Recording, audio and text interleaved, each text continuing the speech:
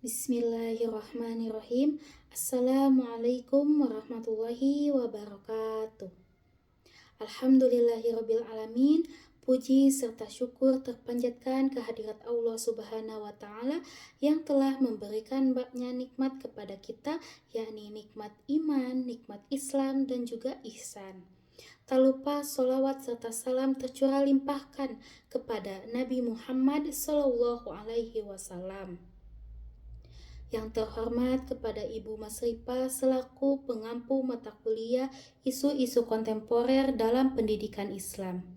Pada kesempatan kali ini saya akan memenuhi dan menuntaskan kewajiban saya, yaitu tugas UTS, membuat video mengenai isu-isu kontemporer yang berfokus pada digitalisasi dan pemanfaatan teknologi dalam pendidikan Islam. Pembahasan ini itu sangat penting karena pendidikan Islam saat ini tidak hanya menghadapi persoalan klasik, tetapi juga berbagai tantangan baru yang muncul akibat perkembangan zaman. Lalu saya akan membahas tentang latar belakang munculnya isu-isu kontemporer. Munculnya isu-isu kontemporer dalam pendidikan Islam tidak dapat dilepaskan dari perubahan zaman yang sangat cepat, yaitu globalisasi dan perkembangan teknologi yang telah membawa perubahan besar dalam cara manusia berpikir dan berinteraksi serta belajar.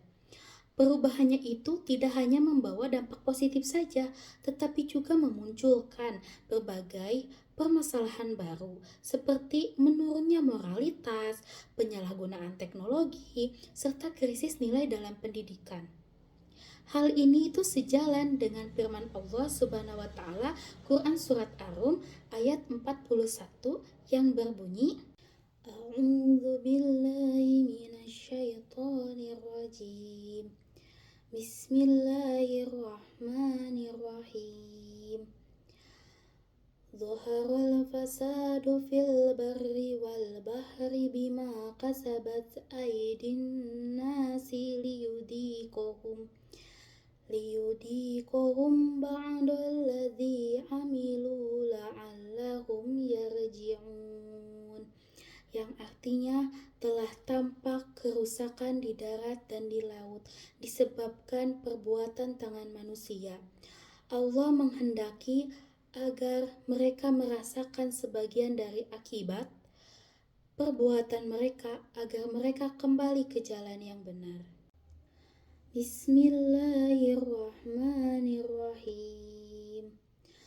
Wa idza qala rabbuka lil malaikati inni ja'ilun fil ardi khalifah qalu ataj'alu fiha man yufsidu fiha wa yasfiku dima wa nahnu nusabbihu bihamdika wa nuqaddisu lak qala inni a'lamu ma la ta'lamun. Yang artinya, dan ingatlah ketika Tuhanmu berfirman kepada malaikat, aku hendak menjadikan khalifah di bumi. Mereka berkata, apakah engkau hendak menjadikan orang yang merusak dan menumpahkan darah di sana? Sedangkan kami bertasbih, memujimu dan menyucikan namamu. Dia berfirman, sungguh aku mengetahui apa yang tidak kamu ketahui. Shadaqallahul azim. Quran surat Ar-Rum ayat 41 itu menjelaskan bahwa kerusakan di muka bumi ini terjadi akibat perbuatan manusia. Artinya, perkembangan zaman yang tidak diimbangi dengan nilai-nilai yang benar dapat menimbulkan berbagai masalah, termasuk dalam dunia pendidikan. Bahkan dalam Quran surat Al-Baqarah ayat 30 itu sudah dijelaskan bahwa manusia adalah khalifah di bumi ini.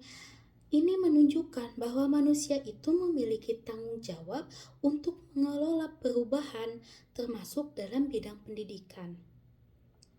Namun, ketika tanggung jawab tersebut tidak dijalankan dengan baik, maka muncullah berbagai isu kontemporer. Oleh karena itu, isu-isu kontemporer dalam pendidikan Islam pada dasarnya merupakan hasil dari interaksi antara perkembangan zaman dan cara manusia merespon perubahan tersebut. Nah, dengan adanya dalil-dalil tersebut dapat dipahami bahwa perubahan dan tantangan dalam kehidupan ini, termasuk dalam pendidikan, adalah sesuatu yang tidak dapat dihindari. Namun, Islam itu memberikan pedoman agar manusia mampu mengelola perubahan tersebut dengan bijak. Sehingga isu-isu kontemporer dalam pendidikan Islam harus dipahami sebagai bagian dari dinamika kehidupan yang perlu disikapi dengan ilmu dan nilai-nilai keislaman. Nah, selanjutnya saya di sini akan membahas mengenai pengertian dari isu-isu, apa itu isu-isu dan kontemporer. Secara umum, isu adalah suatu permasalahan yang menjadi perhatian masyarakat, sedangkan kontemporer berarti masa kini atau kekinian. Dengan demikian, isu kontemporer adalah pendidikan Islam dapat diartikan sebagai permasalahan aktual yang muncul dalam dunia pendidikan.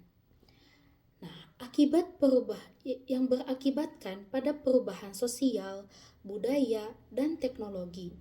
Isu ini itu bersifat dinamis, artinya terus berkembang dan berubah sesuai dengan kondisi zaman. Nah, lalu ada konsep-konsep dasar isu-isu kontemporer.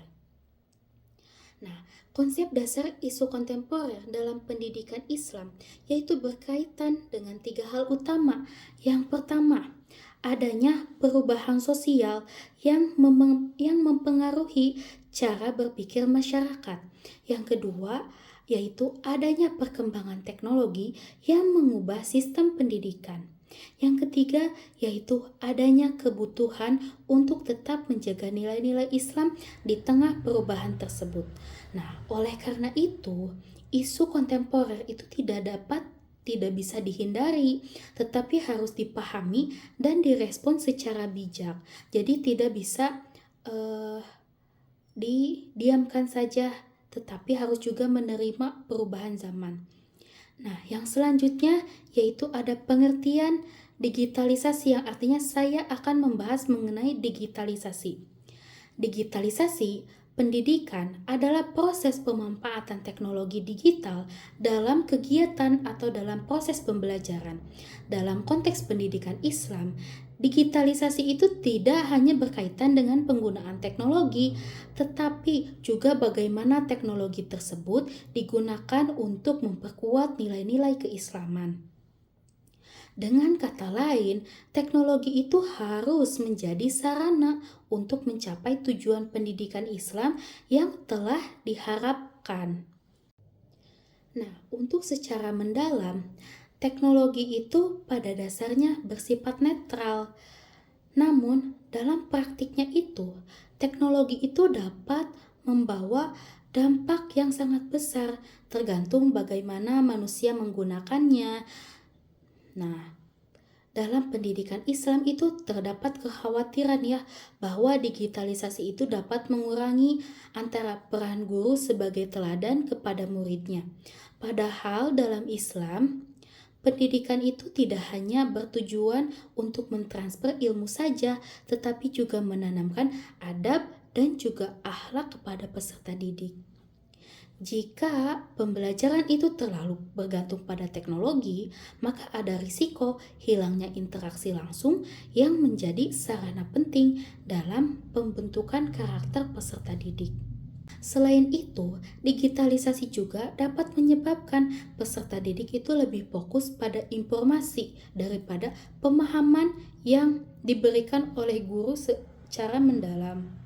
Selanjutnya yaitu ada dampak digitalisasi.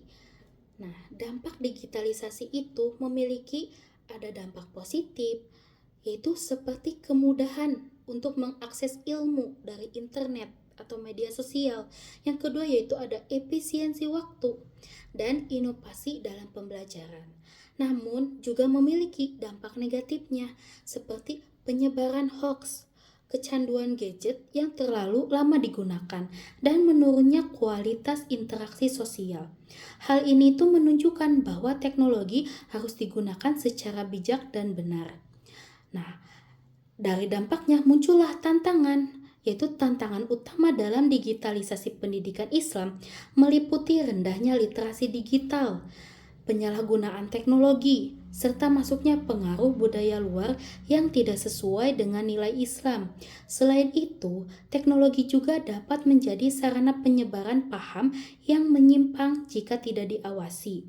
Jadi, orang tua atau sekolah harus mengawasi penggunaan HP peserta didik, karena peserta didik itu pada zaman sekarang gampang gampang kedoktrin oleh hal-hal berita yang hoaks. Jadi terlalu mudah percaya kepada berita yang baru muncul, tidak tahu faktanya, tidak tahu informasi yang sebenarnya. Jadi harus dilakukan pengawasan yang ketat. Nah, dari tantangan tersebut muncullah solusi yang dikeluarkan untuk mengatasi hal tersebut, yaitu diperlukan upaya seperti meningkatkan literasi digital, karena zaman sekarang anak itu lebih tertarik pada membaca di HP daripada bukunya langsung.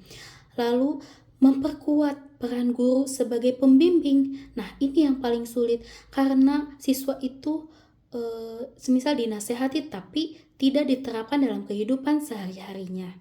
Serta mengintegrasikan teknologi dengan pendidikan karakter.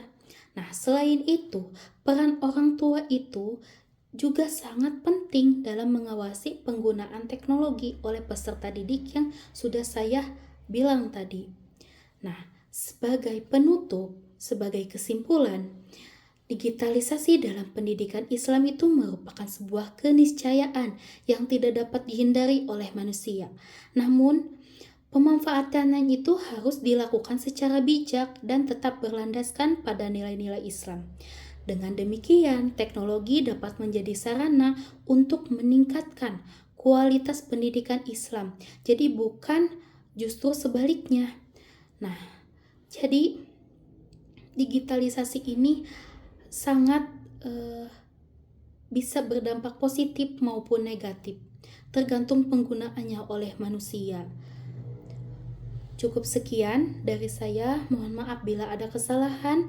Semoga bermanfaat bagi yang mendengarkan, khususnya bagi saya. Mohon maaf bila ada kesalahan. Wassalamualaikum warahmatullahi wabarakatuh.